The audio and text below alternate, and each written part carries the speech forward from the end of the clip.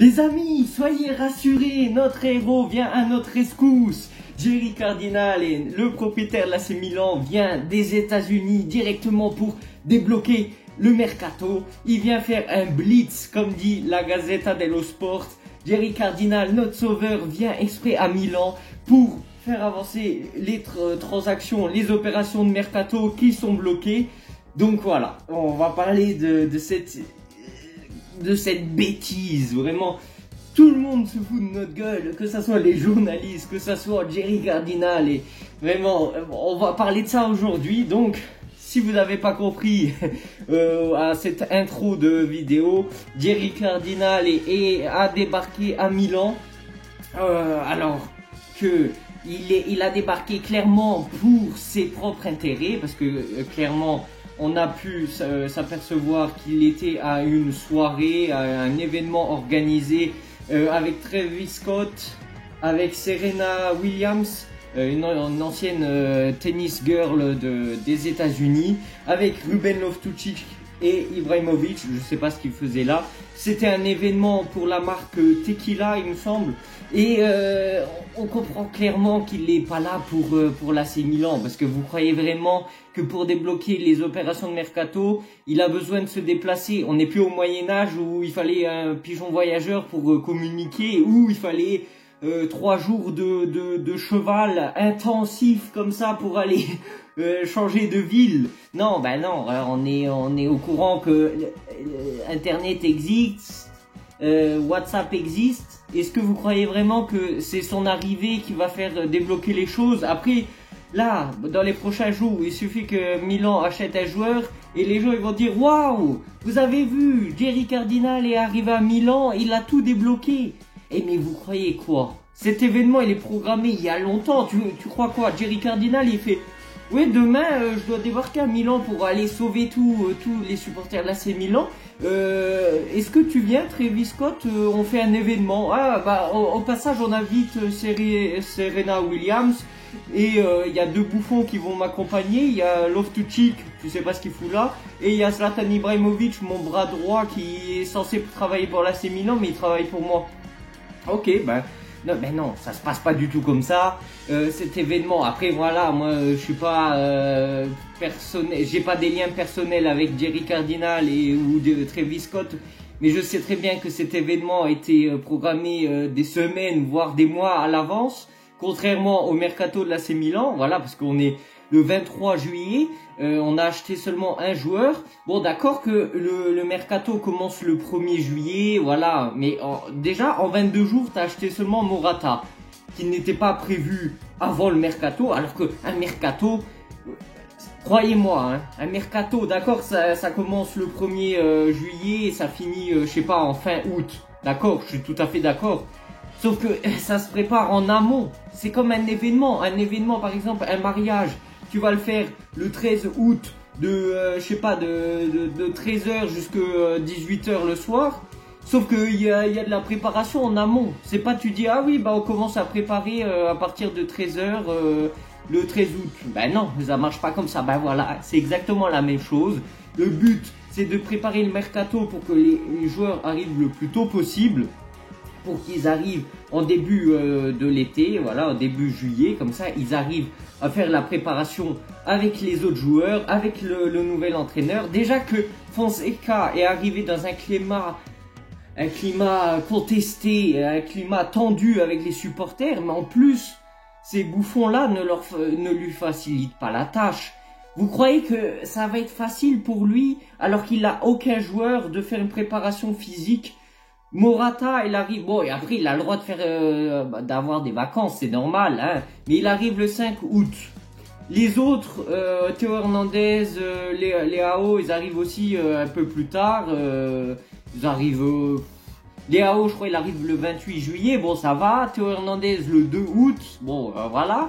Bon, ça va, parce que ça, c'est des joueurs qui connaissent l'environnement de l'AC Milan. Et encore, ils connaissent l'environnement de l'AC Milan, mais ils connaissent pas les schémas tactiques que veut faire Fonseca.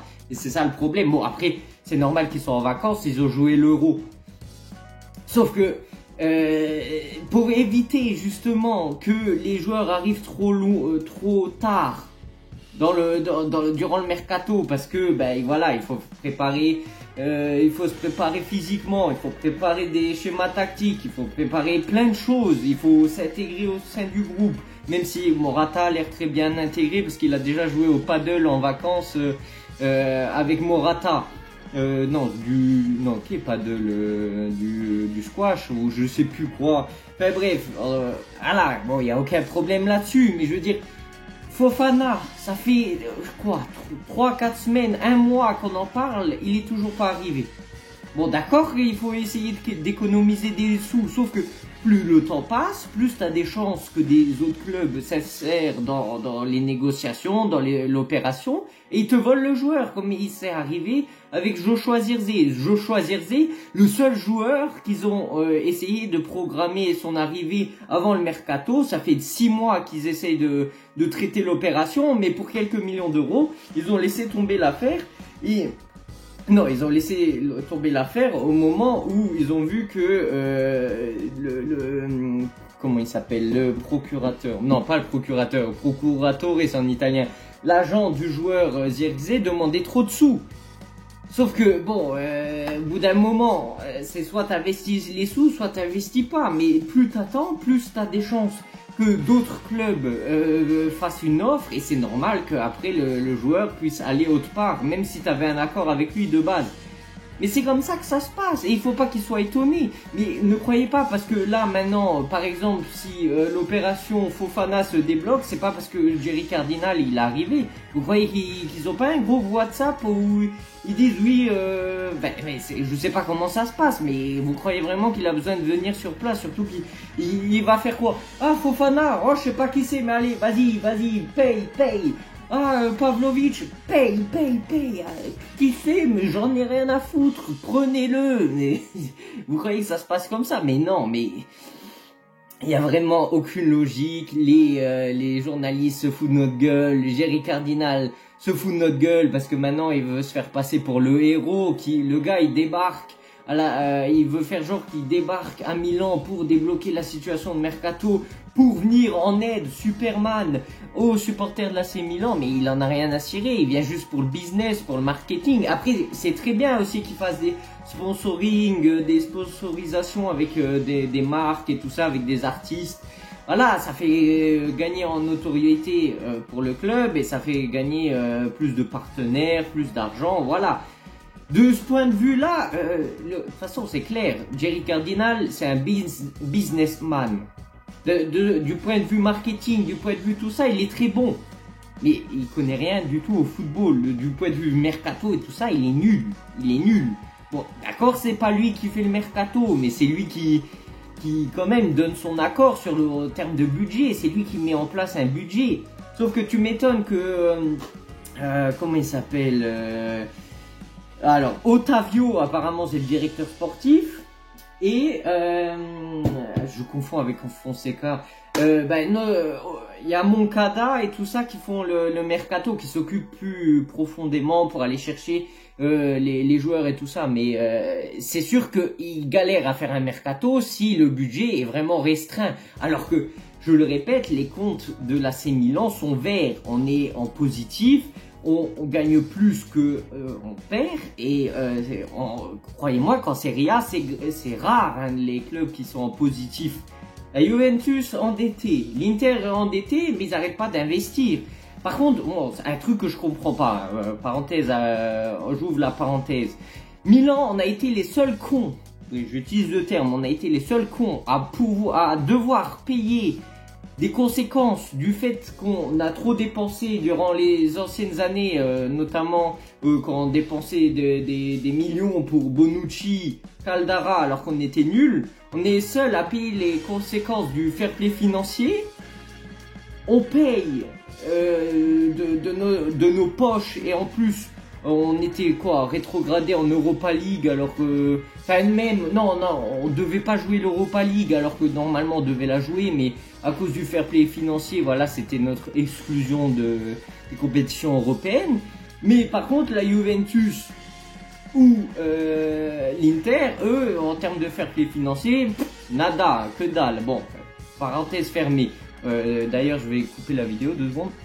Enfin bref, du coup, les points mercato les plus chauds en ce moment, ça serait Fofana, sauf que bon, comme tous les jours, il y a des nouvelles rumeurs qui sont répandues que maintenant Monaco demande 35 millions d'euros parce que l'Atlético, pour se venger, parce qu'ils ont pris Morata, ils se sont insérés dans l'opération de mercato pour prendre Fofana. Manchester United, vu qu'ils ont décidé de pas lever l'option d'achat sur Amrabat de la Fiorentina parce qu'il était en prêt avec option d'achat au Manchester United, et au final ils ont perdu un milieu défensif, du coup ils veulent aller prendre Fofana, ce qui a fait monter du coup la demande, et donc l'offre augmente aussi, et le Monaco demande un minimum 35 millions d'euros.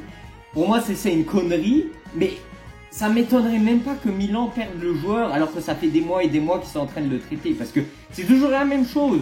Pour 2-3 millions d'euros, ils sont là, ah oui, c'est trop cher, machin. Oh, vous m'offrez Fofana pour 20 millions d'euros. Ah bah ok, bon, combien je vais mettre sur la table? Oh, on va commencer avec 5 millions d'euros. Mais vous rigolez, mais c'est comme ça que ça se passe avec Milan. Mais ils essayent de faire des économies sur tout, c'est des rats. Sauf que cette technique-là, d'aller d'abord parler aux joueurs, dire « Bon, est-ce que tu veux venir à l'AC Milan? Ok, oh, je t'offre tant de salaire. Ok, ça, oh, bah parfait, ça va. Bon, le plus dur reste à faire. Maintenant, je dois aller traiter avec ton club. Je sais pas si je vais y arriver, mais au moins, j'ai l'accord avec toi. Et j'ai l'accord sur ton salaire et tout ça. Mais est-ce que ton club va te laisser partir? Ça, je sais pas. Ça dépend, s'il demande trop d'argent, bon, moi je te dis, hein, on a un accord, mais moi je t'abandonne hein, si c'est trop cher. Mais c'est comme ça que ça se passe malheureusement. Et pour moi, Fofana, ce serait vraiment un milieu de terrain dont on a besoin.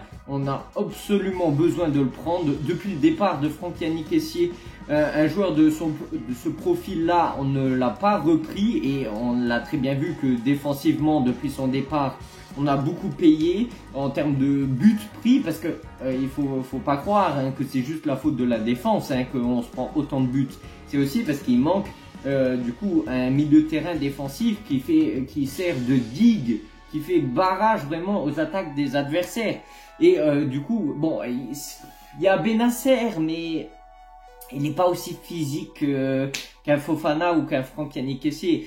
Donc vraiment, un Fofana, il faut aller directement le prendre. Et vraiment, hein, moi je vais m'énerver si au final il vient pas à l'AC Milan, parce que ça fait des mois qu'on a l'accord avec le joueur. Ça fait des mois que on dit « Ah, il suffit 2 millions d'euros, machin. » Oui, ah, bon. Donc, la dernière nouvelle que j'ai vue, c'est que, oui, du coup, Monaco demande 35 millions d'euros. Alors que ce matin, qu'est-ce que j'ai vu? J'ai vu qu'on était vraiment pas loin de finaliser l'opération de Fofana. Mais au final, les nouvelles changent toutes les 2 secondes. Surtout que là, moi, je vous filme la vidéo la veille pour la sortir à 16 h. Mais ça se trouve, d'ici 16 h, il y a tout qui aura changé. Ça se trouve, Fofana, c'est officiel, c'est un joueur de l'Inter. Voilà, bon, on espère et on croise les doigts que Jerry Cardinal, notre héros, va débloquer la situation. Waouh! Quel homme, quel exemple pour la société, waouh.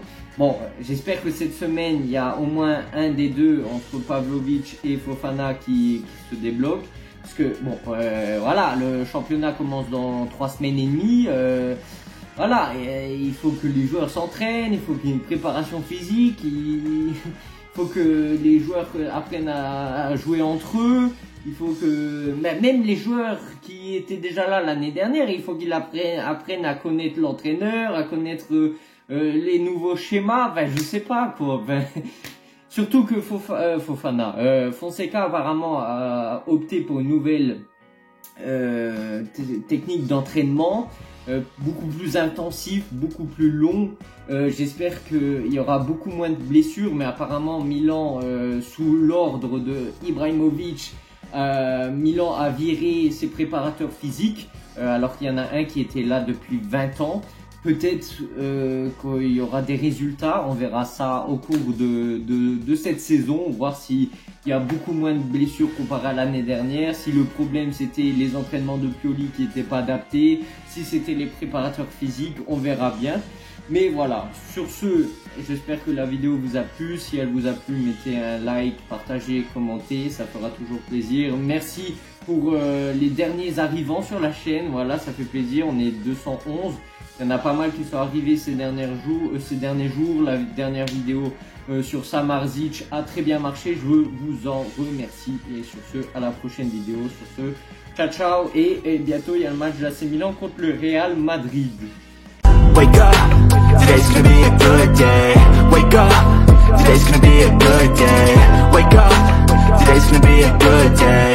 Wake up, today's gonna be a good day. Wake up, today's gonna be a good day.